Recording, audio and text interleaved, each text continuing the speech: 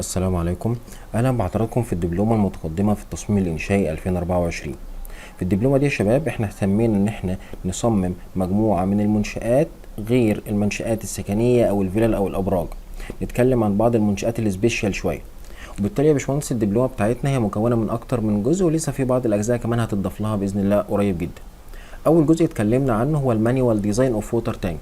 ازاي يا باشمهندس اصمم اي ووتر تانك بطريقه مانيوال؟ وده في اكتر من محاضره. اول محاضره بنتكلم فيه عن تصميم الووتر سايد سيكشن، ودي حاجه خاصه بالخزانات او بالمنشآت المائيه.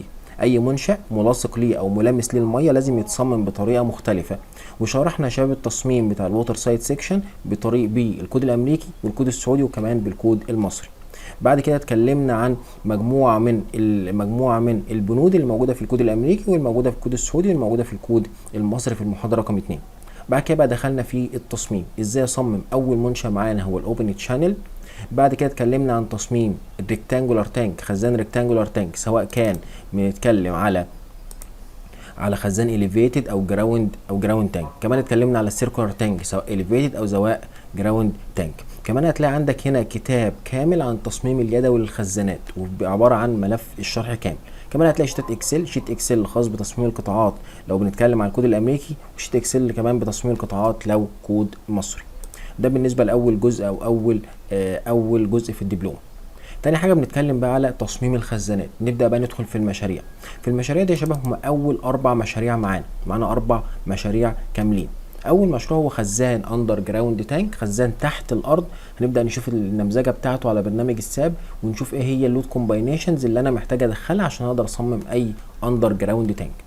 بعد كده نبدا نصمم جراوند تانك، خزان مرتكز على التربه. هنبدا برضو نصممه ونشوف اللود كومباينيشنز الخاصه بيه.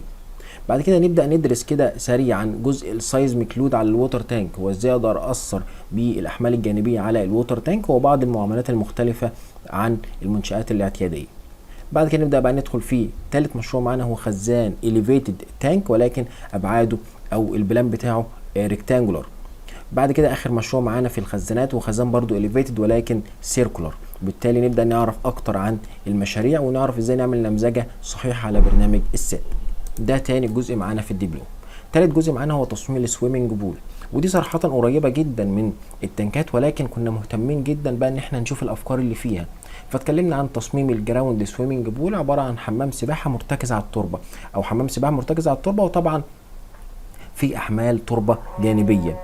تاني حاجه هو اليفيتد سويمنج بول، عباره عن حمام سباحه موجود على سطح مبنى، وكان كمان بالاخص كان برج موجود وعملنا عليه حمام سباحه علوي. وكمان بدانا نشوف التصميم ونشوف كمان الشيكات بتاعت الزلازل ازاي هنبدا ان احنا نسيفها. ده بالنسبه للسويمنج بول. اخر جزء معانا هو تصميم المساجد. صممنا مسجد كامل كتصميم انشائي، وعملنا نمذجه كمان على برنامج الايتابس. دول الاربع اجزاء بتوعنا. كمان في 3 اجزاء باذن الله هيتضافوا قريبا جدا. اول حاجه تصميم مئذنه مسجد كامله هتتضاف باذن الله قريب جدا. كمان في مشروعين هيتضافوا. اول مشروع هو ازاي ان انا اشيك على اي مشروع جاي لي مشروع كامل جاهز باللوحات بالموديلات، ازاي اشيك عليه واقدر ان انا اعمل تقرير اقدمه للعميل عن المشروع.